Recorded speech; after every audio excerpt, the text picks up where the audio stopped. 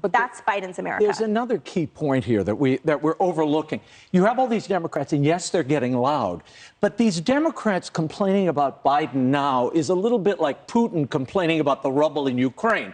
You caused this. This was your policies that laid out an agenda that Biden has slavishly followed on the border, on gas, on our dealings abroad. He's frozen all these oil and gas leases. We can't even power our own energy. The baby crisis formula, all that was self-imposed by the Biden administration.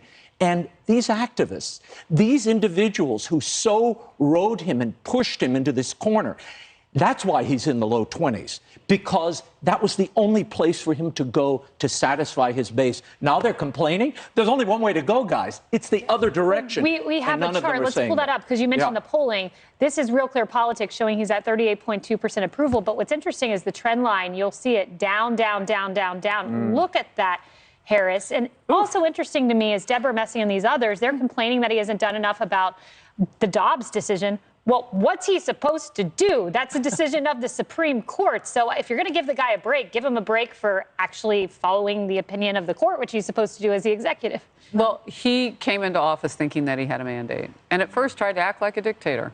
And he flipped things that he knew he shouldn't have flipped, like border policies and energy policies and so on and so forth. So they're anticipating him being a dictator. He just said gas companies have to lower their prices, not understanding that the bulk of gas stations are owned by mom and pops, which have like a 2 to 5 cent profit margin. Like, I can't even get my mind around what he thinks a real America looks like. Great point from you, Emily, on that.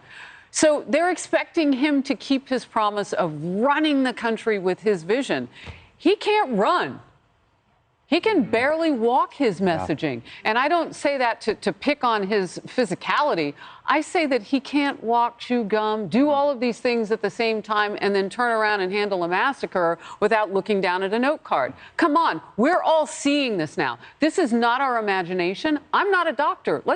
We don't even have to say it's medical. Let's call it incompetence. Let's call it disappointing. There are a lot of words you could call it that don't need a doctor. There's been a physical decline. I mean, there has been a physical decline. And when some of these activists say, I don't know where he is, well, he doesn't know where he is either, and that's the problem. If you saw that medal ceremony yesterday at the White House, he was completely confused. At one point, he's like,